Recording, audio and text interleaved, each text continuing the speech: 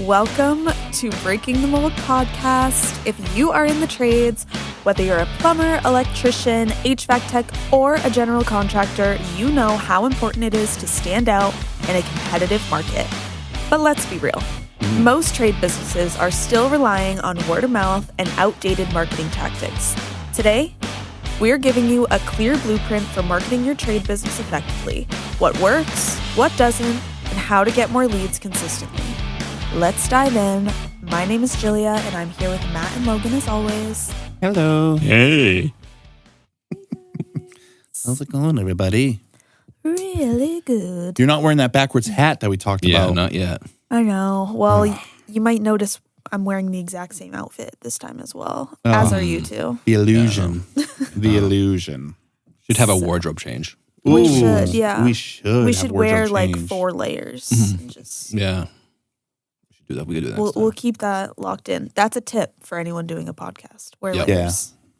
Yep. Speaking of tips, we are going to talk about how to build a strong online presence as a trades business. Yeah, let's give them the blueprint. You're Yeah, starting a The starting a blueprint. That's business. good. That's clever. Mm. That's punny. Or maybe. For blue collar blueprint. Is that what you're Blue thinking? collar workers use blueprints. Yes, they do. Blue Yes, collar they do. blueprint. But that's Blueprint. also good. That's also interesting. Blue collar blueprint. I Is like that where blue collar comes from? I don't know. Blueprint? Should we scrap everything and just talk about this the whole time? I think we could. Yeah. There's something there. there is something there. I think we could dive really deep Mind into that. is blown. I wish I had a mind blown. I don't. Blue collar, blueprint. Okay. Let's get into it. Let's do it. Yeah. Here's why an online presence matters, you guys. Well, it doesn't matter. Homeowners do research. They don't want to just call up Joe Schmo's Plumbing and hope for the best. They want to see who you are. They want to know what you do. And they want to feel comfortable with you and trust you. Yeah. What would you think would be like a turnoff for you if you're looking for a plumber, a local plumber? What would be a turnoff? No website, no social media. Bad reviews. Well, Mm. yeah. Yeah. Yeah, Yeah, that's bad important, news. right? It's like what you instantly think about. It's like, Yeah.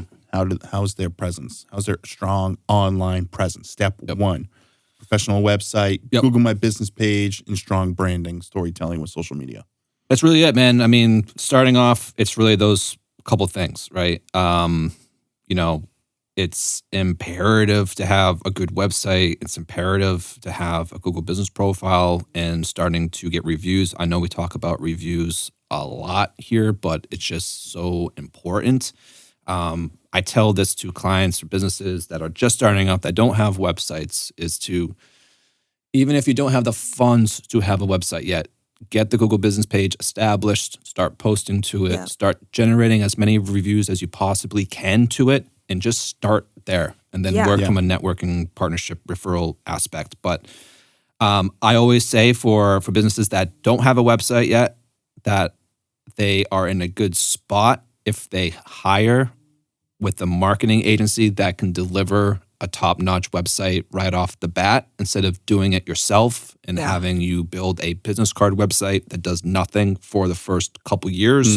And then you're sitting like, hey, websites don't do anything. Well, it's no, you built it yourself. You really don't know what you're Yeah. doing. And then Right. you get to a point where you want to invest. So investing first into a website that's going to work for you a month or 2 months after it launches is going to save you way more time and way more money in the long run, right? So It's going websites to work for you. work for you, right? Yeah. So like websites, GBP is a really good place to start on top of some branding. Which Do you think how important is a nice designed logo?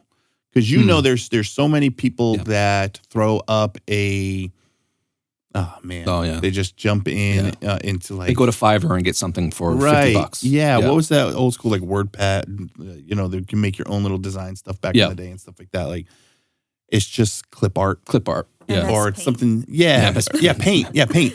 That's exactly it. And they just make something and throw it up.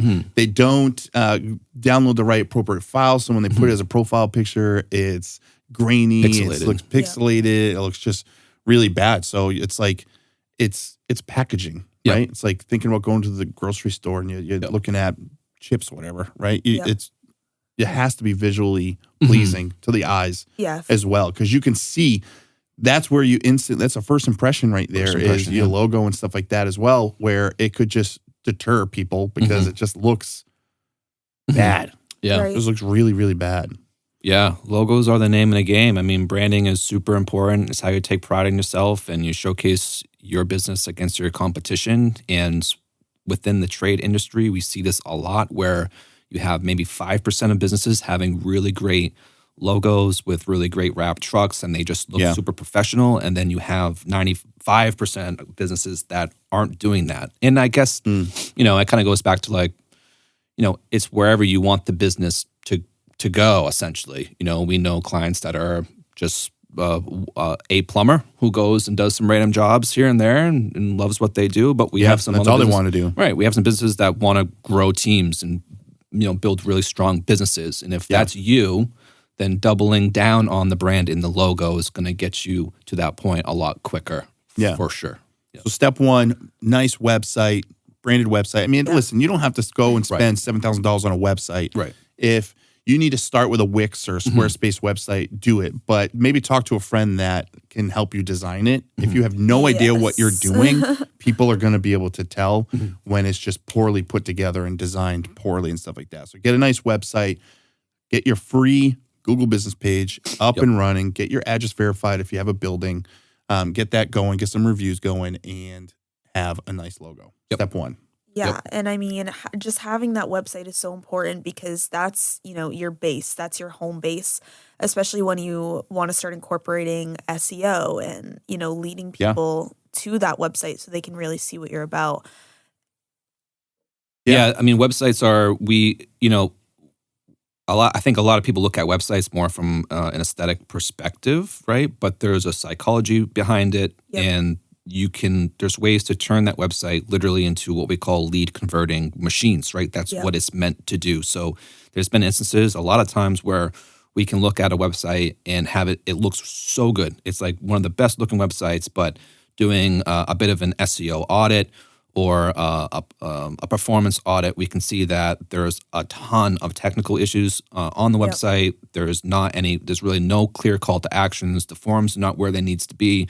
So we set up here lead converting machines, basically, which is a website. So to Julia's point, like the foundation of your digital presence really starts with a website. And then once you kind of have all that stuff up and running, and you have a referral base, you have some partnerships in place, you're having some organic traffic coming in, I think that's when businesses can take that next step into what would be dabbling in local SEO or potential Google ads, or even just getting on the map pack, right? So we see this with trade businesses a lot. The ones that are successful, they dominate the first page of Google. That's Google Guaranteed, LSA ads, that's Google ads, that's the map pack, and then organic one on SEO. If you can get all those in the ducks in a row, eventually it's going to take some time to get there. Yeah. But that is where you're going to have massive success and impact for your business. Yeah, for sure. And, 46% of all Google searches are searching for near me searches. Huge. Right? So if you're able to optimize your Google business page, like I said, there's a free resource. It has a lot that you can do in there. Dive into it, learn it, watch a YouTube video if you need to. Post on there. You can post on there just as you would on Facebook. You can add your social media feeds. You can blog there. Everything that you need to do is right there. And you can start with your local SEO right there. Yep. Right there. Target some keywords, do some research and stuff like that. It's very important. Absolutely. And along with, building that beautiful website, you want to carry over all of those marketing efforts onto your social media. Yeah. But you don't just want to post. You don't just want to post all of those, here's my phone number, call me. Right. I do plumbing, call me. Yep.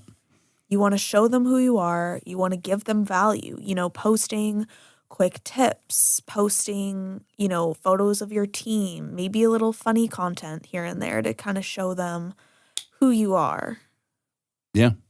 Yeah. And we've talked about this in previous podcasts. And we talk feeding about a dead this horse, literally all the time. But bring the value to your social media.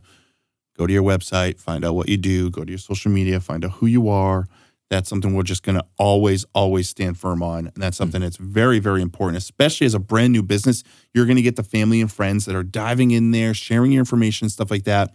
Don't just have one post and everyone's sharing it. Everyone's going to look and there's one post sitting there. Right. Post. Yeah, that's goes to I think your another point, Matt, is consistency is key for this aspect, right? And a lot of business owners probably are busy doing day-to-day stuff where they don't think about the social media perspective. But I look at it in the context of there's so many business owners that aren't doing this. If you simply can do that and do it consistently and well, you are going to have a massive leg up over every single person. Literally, probably 90% of the business owners you're going to have a leg up on. Right? Yeah, you're on multiple jobs a day if you're doing this well. Yeah. Right? 1,000%. Take some content. Take pictures of your truck in front of a house. Hey, we're out in Merrimack, New Hampshire today. Take a before and after picture.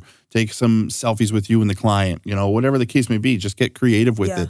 Do some time lapse of you replacing the toilet and stuff like that. You know, just do it. The before and afters are great, but if that's all you're posting, snooze fest. It's going to get boring quick. Yeah, absolutely. Everybody else is doing that. Yeah, everybody else. There's only so many times you can post a before and after of a toilet being replaced. Like, come on. Yeah. Move it along. Unless it's like a beautiful like pink toilet or something like that. Yeah, like a luxurious bathroom. Yeah. I think people do want to see those luxury for sure. homes. Those, if you have before and afters of, you know, those beautiful modern homes, you should definitely post those. Absolutely. Absolutely. But, you know, as always, show who you are, not what you do. We should clip every time one of us says that into one video. Yeah, we should. It's ridiculous. For sure. It's that important. It really I think is. that leads off into once you get your website, once you get your social media, now you start thinking about any paid advertisement. You got a few jobs under your belt. You've been rocking and rolling for a few months. What's the next step from there? And that is potentially doing some paid advertising, right? Yep. Yeah, I mean, LSAs, Google Local Service Ads are, have been around now for some time. It takes a little bit to kind of get those up and running as you have to go through, a 2-week or a 3-week background check. But once you do get verified, you get that beautiful green check mark that shows up when someone is searching for your services. We've had some really great results with it. Again, trade businesses, it's all about Google. So however you can show up on Google, the better. So, LSA is a really affordable way to get in. You can set a pretty lower budget. The monthly optimizations that go into it are very slim to none. It's sort of like a set it and forget it type of deal. So once you get it up and running, quick tip here, you do have to answer the phone. Every single phone call that comes in, you have to pick it up. Yeah. If you don't do that, you're going to be in a bad position with Google. Money. Yeah, 1,000%. So there are a couple of things you got to think about with that, but it's a good service. Facebook and Instagram is a great way to target really specifically within your area. You can set up retargeting ads as well. So with Facebook, it's interesting because Facebook is disruptive marketing, right? People aren't going on Facebook to search for, electricians near me. So Facebook is important in a couple facets of one, you have to hit them around 7 times for them to take that next step.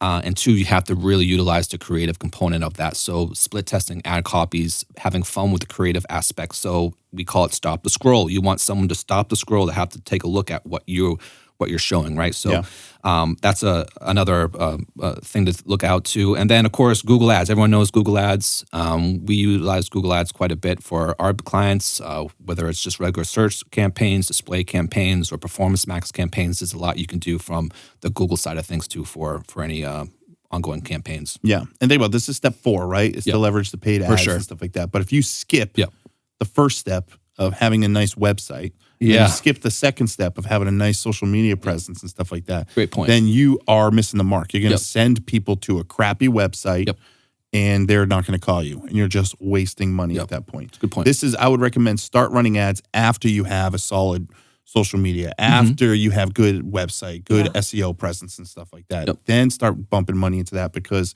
it's a competitive market. And if you're throwing money into it and everyone else has a better website than you and a better social media presence than you, they're going to call them. Yep. Absolutely.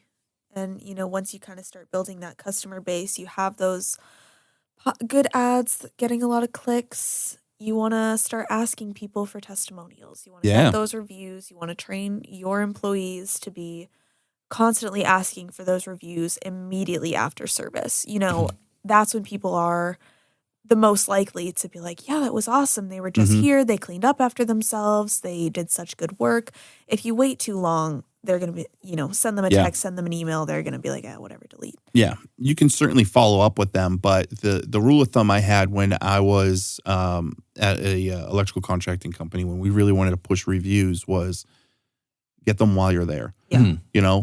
Talk to the client before you start cleaning up. Hey, this is what we did. How do you look? Everything looks great. Oh, perfect. That's great. Yeah. They would hand them a business card with their name on it. And then on the back had a QR code, right? Here's, if everything went well, here's a leave a review. You hand that to them. You go clean up your area, put everything back in your truck. You come in to follow up like, hey, did you have time to leave that review? Oh, no, I don't know how to do it. You can walk the customer through it right then and there. Yeah. Just leaving a business card or sending a text after you leave the job, it drops like 50-60% chance of getting that review. And then you just can come off as super annoying if you're just continuously blowing them up on email stuff. I'd still recommend doing it. But you walk that fine line of just being super annoying to these clients. Right. You have to lock them in while you're there, while you're on the job site, and spiff your technicians for doing it. Yep. Absolutely. 100%. Which leads us into the sixth and final step of your marketing efforts, and that is backtracking and making sure what you're doing is actually working. Yeah.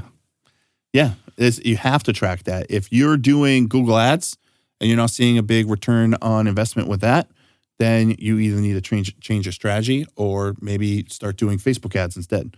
There's a lot of trial and error when it comes to marketing, especially when you're first starting to run your business like we're talking about.